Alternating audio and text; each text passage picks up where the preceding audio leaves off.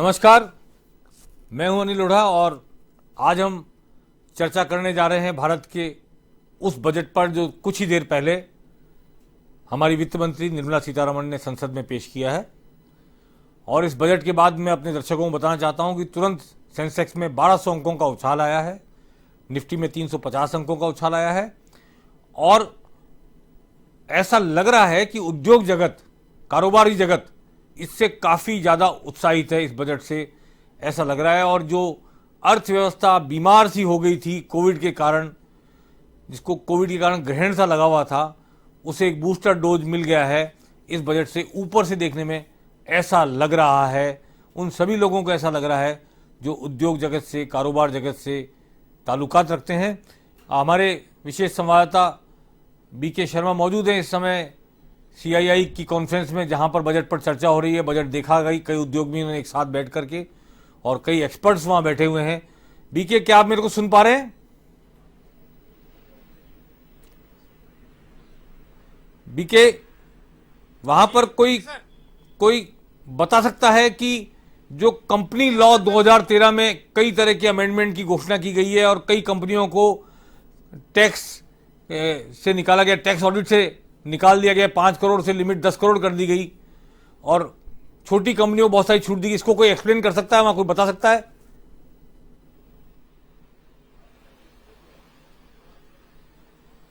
जी हाँ सर, मेरे साथ ये अर्पित पाटनी है, यंग एंटरप्रेन्योर्स हैं और लॉजिस्टिक्स से जुड़े हुए हैं। आज इस बजट में घोषणा की गई है कि जो छोटी कंपनियां हैं उनको प्रेशर को रिलीज करने के लिए और उनको भी लिमिट भी बढ़ाई गई है उनकी। आप क्या मानते हैं कि हाँ, तो क्या मानते हैं ये उनके लिए कैसा ये प्रावधान है और कितना इससे सपोर्ट मिलेगा कंपनियों को? तो कंपनियों ने इसको ये मान लीजिए ईज ऑफ डूइंग के ऊपर, कंप्लायंस के ऊपर मदद करी है। छोटी कंपनियों को हमेशा दिक्कत होती है कि सरकार के जो डेडिकेटेड सरकार की जो बार रिटर्न फाइल करनी पड़ती है, जो उनके प्रावधान है ऑडिट के, उसको बढ़ाने से इनका पेपर वर्क, कंप्लायंस, अपने यहाँ पे जो एक्स्ट्रा टीम रखनी पड़ती है उसकी जरूरत थोड़ी आसान हो सकेगी, उसमें इनको आसानी मिलेगी। जैसे कि टैक्स ऑडिट लिमिट 1 करोड़ की होती है, उसको सरकार ने बढ़ा के 5 करोड़ करा गया है और डिजिटल ट्रांजैक्शन पे फोकस करा है कि जो ज्यादा डिजिटल ट्रांजैक्शन करेगा उनकी बुक कीपिंग और भी आसान की जाएगी। उस हिसाब से अच्छा मूव है। तो जिन कंपनियों का टर्नओवर पहले 1 करोड़ था उनको अब 5 करोड़ कर दिया, यानी कि इससे जो और छोटी कंपनियां हैं उनको जो अभी तक इसके लिए अपना एक सिस्टम बनाना पड़ता था, एम्प्लॉयज रखने पड़ते थे, तो वो नहीं करना पड़ेगा। तो एक तरह से एक बड़ी राहत इसको कह सकते हैं इसमें। तो और भी लोग हैं, यदि आप कोई सवाल पूछना चाहें तो हमारे साथ कई विशेषज्ञ हैं जो अलग अलग इंडस्ट्री से जुड़े हुए हैं, तो आप इनसे सवाल कर सकते हैं। सर, मैं ये जानना चाह रहा हूं कि जो टैक्स ऑडिट में छूट दी गई, 5 करोड़ की कंपनी में पहले टैक्स ऑडिट लागू होता था, उसको 10 करोड़ कर दिया गया, इससे कितना रिलीफ मिलेगा कंपनीज को? कोई सीए हो तो बात करके बताएं। टैक्स जो ऑडिट होती थी उसमें 5 करोड़ था, उसको 10 करोड़ कर दिया गया है, तो ये कितनी बड़ी राहत है? दो चीजें हुई है टैक्स ऑडिट में। एक तो असेसमेंट का टाइम पीरियड भी उन्होंने घटा दिया है। जो 6 साल तक डॉक्यूमेंट रखने पड़ते थे अब वो 3 साल कर दिए हैं। और जिसमें कहीं बड़ा केस में कहीं कंसीलमेंट का निकलता था, उस केस उन्हीं में बस उन्होंने 10 साल के लिए डॉक्यूमेंट रखने के लिए कहा है और वो भी चीफ कमिश्नर के अप्रूवल के बाद ही केस खुल सकता है। तो आई थिंक जब हम एक डेवलपिंग कंट्री के हिसाब से भारत को देखते हैं तो पॉलिसी में ईज करना बाहर के इन्वेस्टर्स को इंडिया लाने में और यहाँ के इन्वेस्टर्स को ग्रो करने के लिए बहुत जरूरी है। तो आई थिंक उस दिशा पे ये लॉन्ग टर्म बजट है और इन्होंने कई नीतियों को इजी किया है। मेरे ख्याल से इसको हम एक तरह से आगे वाले आत्मनिर्भर भारत की दिशा में जाने के लिए एक स्टेपिंग स्टोन समझ सकते हैं। तो ये जो है 10 साल तक का जितना असेसमेंट, 10 साल पुराना असेसमेंट किया जा सकेगा, उसको उसकी जगह 3 साल तक इसको सीमित किया है। नहीं बीके, ये मैं रोकना चाहूंगा, ये पहले 6 साल था, पहले 6 साल था, 6 साल को 3 साल किया गया है। और ये कहा गया है कि जिन मामलों में कंक्लूसिव एविडेंस होगी 50 लाख से ज्यादा इनकम टैक्स के कंसीलमेंट की, ये इनकम टैक्स के कंसीलमेंट की है या आय के कंसीलमेंट की है, ये जरा पूछिए। 50 लाख से ज्यादा आय छुपाने पर रीओपन किया जा सकेगा 10 साल तक का केस, या इनकम टैक्स बचत करने पर, इनकम टैक्स चुराने पर 10 साल बाद 10 साल तक ओपन किया सकेगा? ये जो 50 लाख की लिमिट है, ये इनकम टैक्स की है या आय की है? ये जो 50 लाख की लिमिट है, ये इनकम टैक्स की है या आय की है? किस तरह से ये छुपाने के बाद में जैसे उसका रीओपन किया जा सकेगा, एक प्रावधान था, ये किस तरह का प्रावधान है? तो 50 लाख आय की है कि भाई उसकी आय अगर 50 लाख की है और उसके ऊपर अगर उसने कैश कंसीलमेंट अगर 50 लाख रुपए का 10 लाख रुपए का हुआ है तो ही वो केस खुलेगा। सो आई थिंक मेरे को जो समझ में आया है कि कोरोना काल में हम ऐसी महामारी से आए हैं, पूरा देश एक साथ होके इससे बाहर निकला है, तो सरकार ने अपने टैक्स पेयर्स पे, अपने बिजनेस व्यापारियों पे भरोसा दिखाया है और जो विवाद से विश्वास की स्कीम आई थी उस पे जो उनको सहयोग भी मिला है व्यापारी का, आई थिंक उससे प्रेरित होकर सरकार ने ये स्कीम को, डॉक्यूमेंटेशन को कम करने की नीयत दिखाई है। तो बहुत ही एक तरह से पॉजिटिव मूव है। तो इसको ये पॉजिटिव मूव की तरह देखा जा रहा है, क्योंकि जैसे पिछले हफ्ते सेंसेक्स स्टॉक मार्केट 4000 पॉइंट गिर गया था, तब ऐसा लग रहा था कि बाजार को कि शायद कोई कड़े कदम उठाए जा सकते हैं, लेकिन शायद संकेत बाजार को मिल गए थे इस बजट घोषणाओं से पहले। इसलिए आज सुबह से ही जैसे बाजार खुला तो एकदम से तेजी थी। तो उसी तरह से जो आशाएं थी, जो उम्मीदें थी कि बहुत ज्यादा इसमें सख्ती नहीं होगी और रियायतें दी जाएंगी, खास तौर से जो सिस्टम है उसको इम्प्रूव किया जाएगा और इजी किया जाएगा, तो वो जो उम्मीदें थी उन पर ये बजट खरा उतरता नजर आया है। और यहाँ भी जो CII के पैनल पर लोग हैं, ये भी, इनका भी यही मानना है। सर बीके, ये जो 20,000 करोड़ रुपए की पूंजी बैंकों में डालने की बात की है NPA से निपटने के लिए या उनके घाटे निपटने के लिए, क्या इसे पर्याप्त मानते हैं एक्सपर्ट्स? जो वित्तीय एक्सपर्ट्स हैं वो क्या 20,000 करोड़ रुपए को पर्याप्त मानते हैं बैंकों में डालने को, बैंकों के घाटे से निपटने के लिए, या बहुत कम राशि है?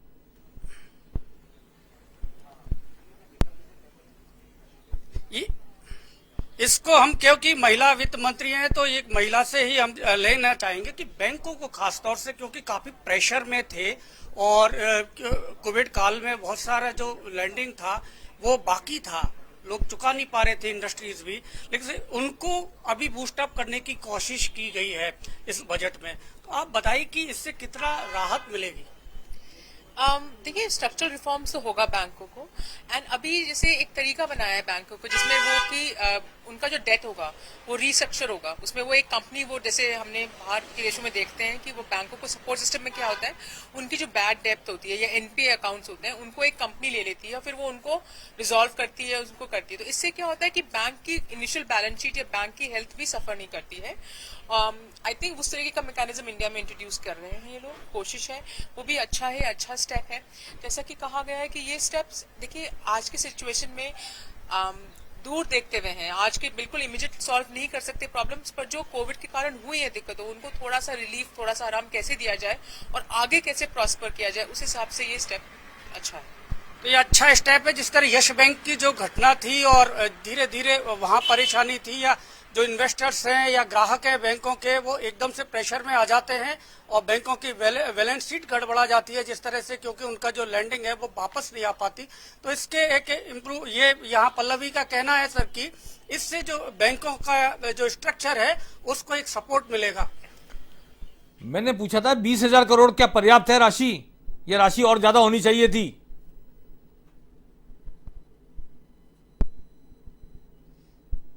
और ये, हाँ, जो परिस्थितियां हैं उनमें 20,000 करोड़ रुपए क्या ये पर्याप्त हैं आज की स्थिति में?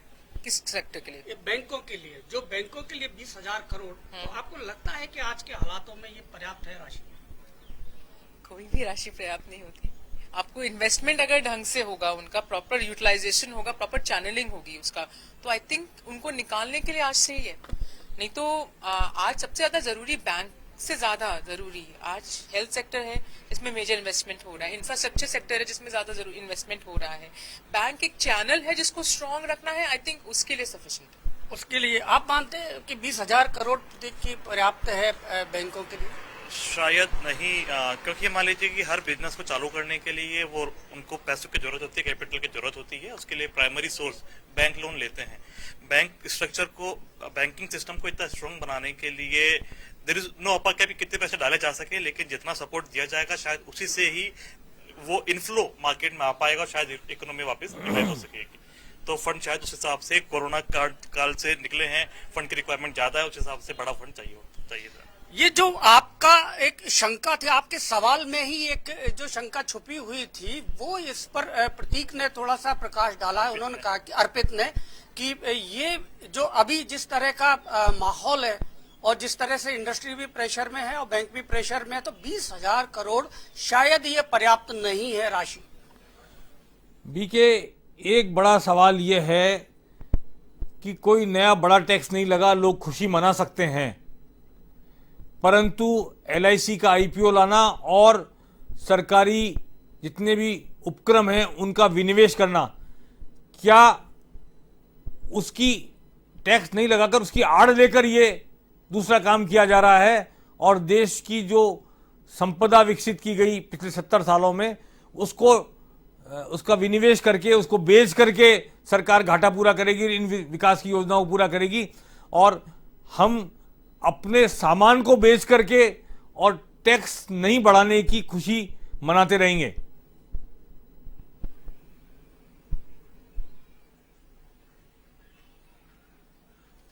हाँ, ये एक बड़ा सवाल है। ये मैं इसे इनसे भी पूछूंगा, अर्पित हैं उनसे भी पूछूंगा, आपने से भी पूछूंगा कि जैसे LIC जो पब्लिक सेक्टर बड़ी कंपनी है, जिन जो भारत ये जो मिनी रत्न या जो रत्न कंपनियां थी देश की धरोहर की तरह इनको अभी तक माना गया, अब वहाँ विनिवेश किया जा रहा है डिसइन्वेस्टमेंट के माध्यम से। लेकिन और साथ ही ये भी कहा गया है इस बजट में कि कोई कर नहीं लगाया है नया, कोई और इस तरह का कर या सेस भी नहीं लगाया है, लेकिन अप्रत्यक्ष रूप से कहीं ना कहीं दूसरी तरह से फंड जनरेट करने की कोशिश की जा रही है। तो लॉन्ग टर्म में देश को नुकसान हो सकता है। नहीं, देखा जाए तो ये मान लीजिए कि ये समझ में आ रहा है कि कोविड के समय पे सरकार ने अपने साइड से काफी खर्चा करा है, काफी एक्सपेंडिचर बढ़ाया है अपना वैक्सीन के नाम पे या फिर लोगों को सपोर्ट देने के हिसाब से। उस वजह से हमारा जो डिफिसिट था वो काफी बढ़ भी चुका है। उसको वापस लेने के सरकार के पास 2 या 3 तरीके ही थे, या तो वो कोविड के नाम पे वो टैक्स लगाती जिससे कॉमन मैन पे काफी दिक्कत आती, या इनडायरेक्ट टैक्स लेती, या फिर बोरोइंग करती। सरकार ने उसकी जगह पे डिसइन्वेस्टमेंट को प्राइम रास्ता बनाया है।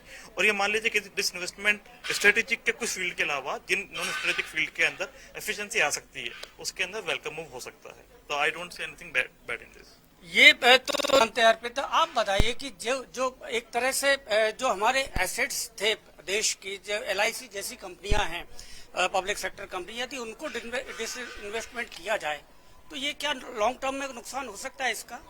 नहीं, हम एक डेवलपिंग कंट्री, हमें एक चीज ये समझनी पड़ेगी, और डेवलपिंग कंट्री में फिस्कल डेफिसिट रहता है, और कोरोना काल में फिस्कल डेफिसिट और ज्यादा बढ़ गया। और अब जिस तरह से इससे बाहर आने के लिए कई रास्ते हो सकते हैं, बोरोइंग जैसे बताया कि बोरोइंग करी जाए या हम टैक्स बढ़ाया जाए, तो आई थिंक डिसइन्वेस्टमेंट हमारी कई सरकारों ने इसको एजेंडा में रखा है, पहले भी कुछ कंपनियां डिसइन्वेस्ट हुई हैं। तो डिसइन्वेस्टमेंट कोई बुरी चीज नहीं है, as long as tax payer का मनी एफिशिएंटली यूज हो रहा है, किसी भी कंपनी में हो, चाहे LIC में हो, चाहे एयर इंडिया में हो, चाहे किसी बैंक में हो, अगर वो एफिशिएंटली काम कर रहा है, डिसइन्वेस्टमेंट होने के बाद पब्लिक प्राइवेट पार्टनरशिप में काम कर रहा है, तो उससे इवेंचुअली सिटीजन को फायदा ही हो रहा है, आम आदमी को उससे फायदा ही होगा, क्योंकि उसका टैक्स मनी कभी उसको बेल आउट करने के लिए वापस नहीं लगेगा। It will be a private company, and वो प्राइवेट कंपनी की जैसे एफिशिएंटली काम करेगी, क्योंकि कई टेक्नोलॉजीज भी चेंज हो रही हैं। Sometimes private company fast move कर जाती है, रादर पब्लिक कंपनीज को उसमें इंप्लीमेंट करने में टाइम लगता है। तो आई थिंक जो नॉन एसेट्स जो परफॉर्म नहीं कर रहे, खाली जमीनें हैं, कहीं खाली बिल्डिंगें हैं जो सरकार यूज नहीं कर पा रही है, अगर डिसइन्वेस्ट होता है तो आई थिंक वेलकम मूव है। तो यहाँ इनका कहना है सर कि जो PPP मोड पर जिस तरह पूरी वर्ल्ड की जो इकोनॉमी है वो इसी पर चल रही है, और यदि उसको सही तरीके से किया जाए और पब्लिक प्राइवेट पार्टनरशिप में इन्वेस्टमेंट भी हो और सही तरीके से उसका यूटिलाइज किया जाए, तो आज के माहौल में और अब जो ग्लोबल सिनेरियो है मार्केट का, उसमें देखा जाए तो ये गलत नहीं है। और कई बार ये प्राइवेट फंक्शन में आने के बाद में ज्यादा एफिशिएंटली काम होता है, ज्यादा अच्छे तरीके से काम होता है। ये इनका मानना है कि ये ज्यादा इसको आप इस तरह नेगेटिव नहीं ले सकते हैं LIC में यदि डिसइन्वेस्टमेंट होता है तो। बीके, वित्त मंत्री ने GST के मामले में कंप्लाइंसेज में छोटी कंपनियों को काफी छूट दी है। कंप्लाइंसेज को लेके GST कोई अमेंड नहीं की, GST की रेट, लेकिन कंप्लाइंसेज को लेके छोटी कंपनियों को कुछ छूट दी है। इस छूट को क्या छूट है, कैसे इसका लाभ मिलेगा, इसको कोई एक्सप्लेन कर सकता है वहां पर, कोई CA या कोई और?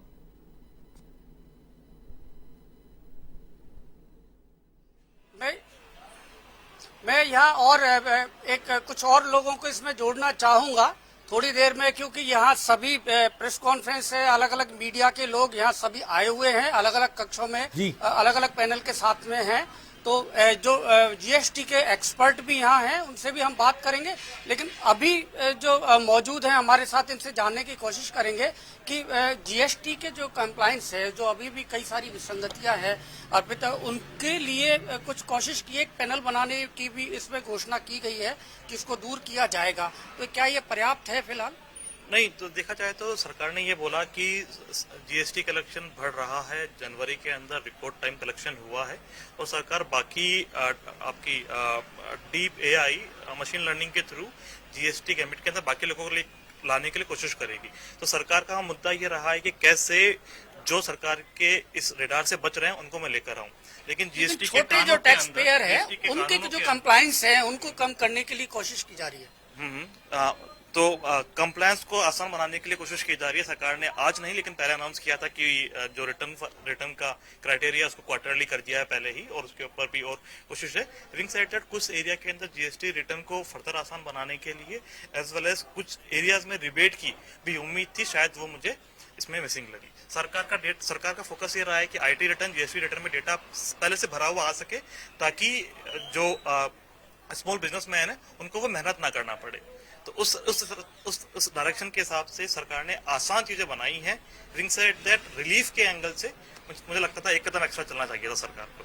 हाँ, लेकिन एक पैनल बनाने की इसमें घोषणा जरूर की है। मुझे जानकारी की एक जो छोटे टैक्स पेयर है उनके अगर कोई कंप्लायंस है तो उनके लिए एक अलग से एक पैनल की इसमें घोषणा की गई है। तो शायद इससे जो राहत मिलेगी और जो ब्यूरोक्रेसी है उसके जो चक्कर है, झंझट है, शायद उससे मुक्ति मिल पाएगी। बीके, आपका धन्यवाद। और थोड़ी देर बाद नए एक्सपर्ट्स के साथ, जब आपके साथ नए एक्सपर्ट्स मौजूद हों तो आप फिर हमसे जुड़ेंगे और फिर हम कुछ और सवाल करेंगे। फिलहाल इतना सा कि नया बजट 2021-22 का हमारे सामने आ गया। मोटे तौर पर कोई टैक्स नहीं लगा, लेकिन जो कृषि सेस लगा है, कॉटन पर टैक्स लगा है, बहुत सारी छुपी हुई बातें हैं जो धीरे धीरे सामने आ रही हैं। और सिर्फ एक इनकम टैक्स का स्लैब बढ़ाने घटाने की कोई बात सामने नहीं आई तो उससे लोग राहत महसूस कर रहे हैं। कुछ कंपनीज को छूट दी गई है, या छूट की जो सीमा थी, छूट वाली कंपनियों की सीमा 1 करोड़ से 5 करोड़ कर दी है, टैक्स ऑडिट की सीमा 5 करोड़ से 10 करोड़ कर दी है। कुछ फौरी राहत है, इसमें कोई दो राय नहीं, ईज ऑफ डूइंग में। लेकिन टैक्स की बहुत सारी बातें धीरे धीरे सामने आएंगी, बजट की बहुत सारी बातें, क्षमा करें, धीरे धीरे सामने आएंगी, तब पता चलेगा कि इसके इम्प्लीकेशंस क्या है। फिलहाल लेते हैं एक छोटा सा ब्रेक के बाद बजट पर बहस का, बजट पर चर्चा का सिलसिला जारी रहेगा। रुके रहिए हमारे साथ।